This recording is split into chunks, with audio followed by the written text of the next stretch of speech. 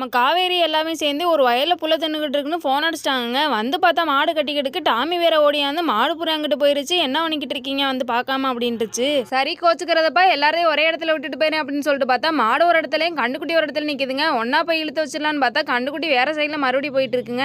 இனி சரி வராது, புல்லட் எடுத்துட்டு போய் காவேரி ஒன்னா விரட்டிடும் அப்படின்னு சொல்லிட்டு காவேரி விரட்டிட்டே போனா கரடியை காணணும். அப்புறம் தான் நான் வருது கரடி பார்த்தா அந்த சைடு என் சவுண்டை கேட்டுட்டே வந்துருச்சு. பாப்பா தங்க பிள்ளை என் மேல எவ்வளவு பாசமா குரலை பார்த்தானே ஓடியாரு அப்படின்னு சொல்லிட்டு உடனே ஒரு இடத்துல கட்டி போடுறேன், நீனும் எங்கிட்ட போயிடாதானே ஒரு இடத்துல கட்டி போட்டான்னு சமத்தா மேய்ச்சிட்டு இருந்துச்சுங்க. இப்ப கரடி இருக்க பக்கமா மாடை எடுத்துட்டு வந்தாச்சுங்க. நான் காவேரி மட்டும் அந்த சைடு ஓடிட்டு இருக்குங்க. நானும் டாமி விரட்டி விரட்டி எங்களுக்கு டயர்ட் ஆயிருச்சுங்க. மனசாட்சியே இல்லாம யாரோ கல்லை விட்டு எறிஞ்சு டாமி காலை உடச்சு விட்டுட்டாங்க. அந்த காலை வச்சுக்கிட்டே டாமி வேற காவேரி தேடிட்டே இருக்குங்க.